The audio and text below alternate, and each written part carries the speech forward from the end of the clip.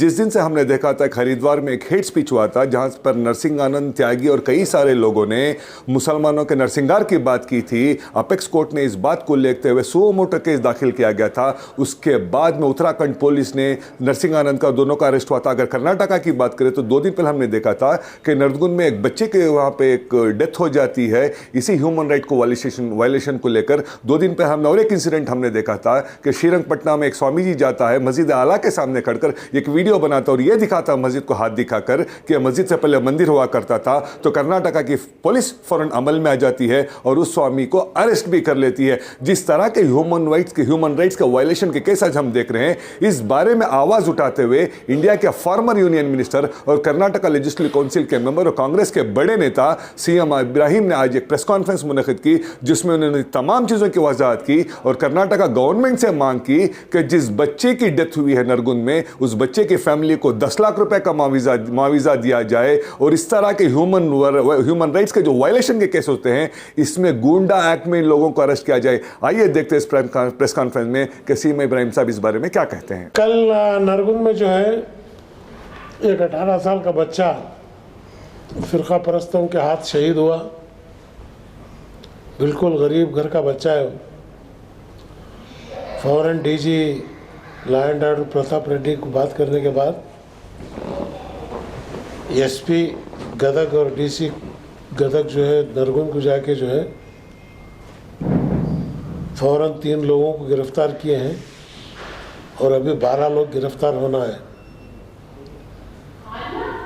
3 दिन पहले ये लोग ओपनली पब्लिक मीटिंग जिसकी कैसेट शाया हुई है उसमें इन्होंने थ्रेटन किया है कि भाई हम मारेंगे।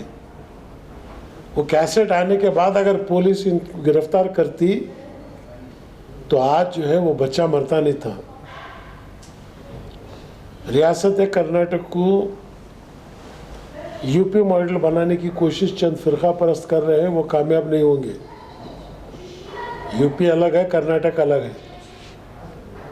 हुकूमत को चाहिए और मुझे लगता है कि बम्बई को बदनाम करने के वास्ते चंद फिरका परस्त उसी के डिस्ट्रिक्ट में ये काम अंजाम दिए है।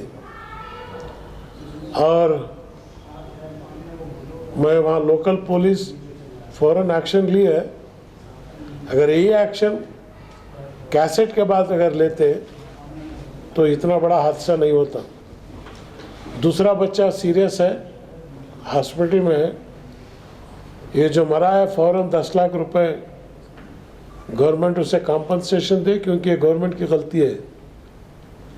और जितना माली नुकसान हुआ है, बिल्कुल गरीब अवाम है वहाँ की, रोज़ाना कमाना रोज़ाना खाना इसी पे उनकी ज़िंदगी है। और ये कोरोना के बाद जो है बिल्कुल हालात उनकी बदतर हो गई है। मैं खुद कल जाना चाहता था क्योंकि मैं खुद क्वारंटाइन में था इसलिए जा नहीं सका। अगर 3-4 दिन के अंदर गवर्नमेंट अगर फैसला नहीं ली तो मुझे खुद गदग को जाना पड़ेगा और डीसी एसपी ऑफिस के सामने जो है हक़ का मुतालबा करना और उस मज़लूमों को साथ देने का काम। और पूरे अतराफ़ के अंजुमनों से मेरी दरख्वास्त है कि हुबली के अंजुमन, धारवाड़ के अंजुमन, क्योंकि नरगुन के अंदर काफ़ी गरीब बच्चा है ये, उनको फ़ौरन वहाँ की नरगुन की अंजुमन को माली इमदाद करें और वहाँ के लोगों को जो है हिम्मत अफजाई दें। और मुझे उम्मीद है कि लोग हिम्मत के साथ जो है इस चीज़ का सामना करेंगे, क्योंकि इलेक्शन जैसे जैसे करीब आते जाता वैसे वैसे जो है फिरका परस्त ताकत जो है सर उठाते। नरसिंहानंद और त्यागी को अरेस्ट किया गया जिसका नाम रिजवी था। सुप्रीम कोर्ट ने भी फटकार लगी उन सरकारों पर। इतने हमारे माइनॉरिटीज होने के बावजूद भी ये मेन स्ट्रीम मीडिया में ऐसा नहीं आ रहा है। आपको क्या लगता है गोदी मीडिया की वजह से ये नहीं आ रहा है? सुप्रीम अपेक्स कोर्ट खुद इसको लेकर जांच कर रही है, तो कांग्रेस पार्टी का स्टैंड क्या है इसमें? देखिए, यहाँ तक जहाँ तक स्टेट में हम लोग कर रहे हैं और जहाँ तक नेशनल मीडिया का सवाल है, पूरी दुनिया जानती कि 2 आदमियों के हाथ में मीडिया है। जो मोदी बोलता वही होता है, बोलने की ज़रूरत ही नहीं है। दिन को दिन, रात को रात बोलने में कोई फ़र्क नहीं पड़ता। लेकिन जो सोशल मीडिया है, यूपी के इलेक्शन के बाद तुमने मालूम होता हालत, योगी जी जो है जा रहे हैं, योगी जी की ख़त्म होते आया है। तो रियासत के अंदर, हिंदुस्तान के अंदर यही फिजा जो है दौड़ रही है। आदमी होशियार हो रहा है, देर हो रही है, लेकिन देर है लेकिन अंधेर नहीं है। सर, कुछ दिन पहले आपने देखा था कि कौम के इदारों को लेकर जिस तरह से उछाला जा रहा है, हर जगह घपले ही घपले नजर आ रहे हैं। पूरा में आपने देखा था किस तरह की इंसिडेंट में इन हालात को कैसे सुधार सकते हैं? सोल्यूशन क्या है सर? जो 1400 साल से चल रहा है, ये एकदम सुधारा बोले तो सुधरता मुझे तो यकीन नहीं, कोशिश करना बस। सर, आप जैसे लीडर एक स्टैंड क्यों नहीं ले रहे सर? चंद दिन पहले आपने कहा था कांग्रेस ने मुसलमानों के लिए क्या किया है। उसके बाद बेलगाम इलेक्शन से पहले आपको वादा किया गया था कि आपको जो है अपोजिशन का लीडर बनाएंगे, तो आपने कांग्रेस की तारीफ कर दी वहाँ पे। ये चीज़ गलत है। मुझे कोई वादा भी नहीं किया, कोई बोले भी नहीं तुमने बना रहे बोल के। वक्त का इंतज़ार कर रहे हैं।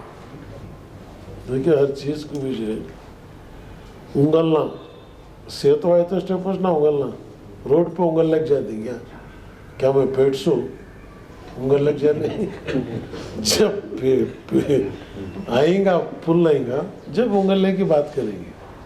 तो इसलिए जो है ना मुझे कोई वादा किया है, ना मैं किसी के पास पूछा हूँ, वक्त का इंतज़ार कर रहा हूँ। सर, आपने कहा कि जो नवलगुन का हादसा है ये मैंने लीडरलेस नहीं भी है, वोटिंग को जाओ बोला हमारे लीडर को। हमारी आवाम जो है, नाश्ता हुआ नहीं, खाना हुआ नहीं, अभी भी इसमें है लीडर हमारे आवाम। तो आप मानते हैं कि इसमें जिस दिन 90% मुसलमान पोलिंग बूथ को आएगा, उस दिन मुल्क की हालत सुधरेगी। आखिरी सवाल सर, मेन स्ट्रीम मीडिया में भी, सोशल मीडिया भी इतनी बार आया है कि अक्टूबर, नवंबर, दिसंबर में सीएम इब्राहिम जेडीएस में जा रहे हैं, जेडीएस के प्रेसिडेंट बनने वाले हैं, नए तरह से पूरे कर्नाटक में पार्टी और मुसलमानों को इज्जत दिलाने वाले हैं। इस बारे में क्या कहेंगे सर? देखिए, जहाँ तक मुसलमान की इज्जत का सवाल है, वो आखिर दम तक लड़ते हूँ मैं। हालांकि इसमें मुझे कोई आगे पीछे होने का सवाल ही नहीं है, लेकिन जो सवाल उठाया हूँ मैं, बेसिक फंडामेंटल सवाल है। अब इसका जवाब क्या आता है, इंतज़ार कर रहे हैं। जवाब को तो इंतज़ार करो ना आप। सर, पिछली बार, आखिरी सवाल, पिछली बार जब आपसे मैंने इंटरव्यू किया था तो आपने कहा था कि अभी आप ड्राइवर सीट मांग रहे हैं माइनॉरिटीज़ के लिए।